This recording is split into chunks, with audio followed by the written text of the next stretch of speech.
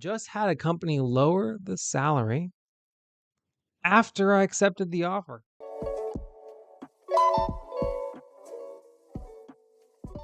Ever happened to anybody else? Man, people, we're going through it right now. I have 7 years of experience in my field and have not had an issue like this before. Had another offer I liked, but the benefits were better with this one. Used the other offer to negotiate a higher salary.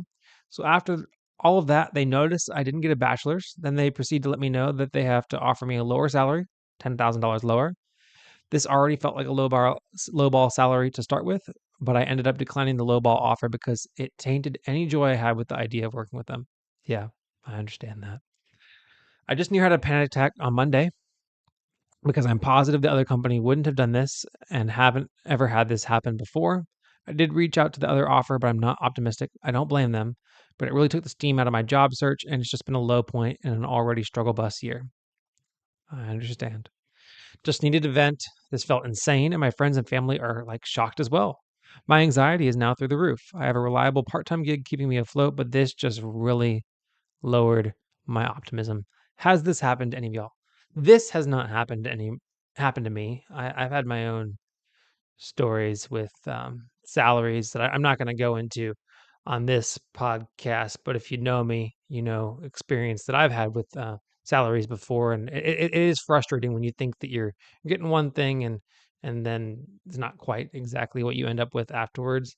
It sounds like that they offered it to you and you accepted it, and that's just a kind of a shame on them that you sent them an application. It has your educational history. You probably filled out a portal when you applied that has, did you go to college? What's the last degree that you, I mean, there are systems in place at every legitimate company that recruits that has any kind of formal thing, even like a company that doesn't have a formal thing. They can post their job on Indeed or LinkedIn or Monster Jobs. They don't even have to have their own recruiting platform, their own job application portal to have their stuff together on this. And that's just scammy. That's just scammy of them to come around and behind you and do that. And it might be the case that they can't pay you as much because you're not in the same job classification. You don't meet the requirements to be in a certain job classification because you don't have the degree. That is possible, but it is after you've accepted the offer letter is not the time to do that. And yeah, it's not the time to do it. It's just not the time to do it, and that is just so infuriating, and I wish you the best of luck with the other company. That is crazy. And they say, "Name and shame, this is infuriating. 100%, this is probably the worst a company can do to a hire." Yeah, it is. They should have done their due diligence before sending out the offer. It is no bueno. So hopefully the other company is still on the hook. And the lesson learned here is until you actually sign an offer letter and you actually have a start date and they're starting the pre-employment stuff, you are not bound. I mean, America is at will employment in general, so you're not really that bound. But don't cut off your other hooks until you absolutely have to. And I know that you're like, oh, professional courtesy, but things happen.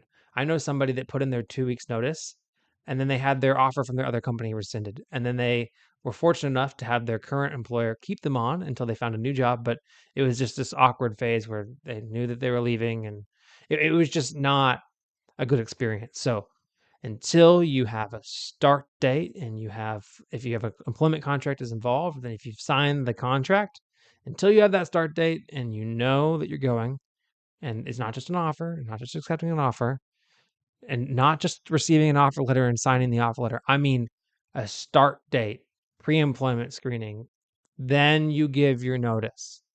Don't put yourself in a position, unless you have worked for the company before and you have a relationship and you know how they work, but don't put yourself in a situation where you could be creating a gap in your employment when you don't need to. Because that is just, I've heard it happen plenty of times to plenty of people where offers fall through at the last minute. They get pulled for some reason. The person that posted the job didn't tell the recruiting department that they no longer have the budget for it anymore, and the recruiters are going out there and signing or there's so many things that can happen. It's ridiculous how many things can happen. So don't put yourself in that position. Put yourself first. Put yourself first. I'm miscommunicating. I just made a pilot, then they threw me on the stations. Nah, I'm not complaining, nah, I'm not complaining. My thoughts get complicated, I cannot explain in lameness. Never losing focus because I ain't chasing payments. Still playing in the basement while I'm working on arrangements. They heard the kid in 50 countries, thank God that's amazing. But I'd rather thank Spotify, they put me on the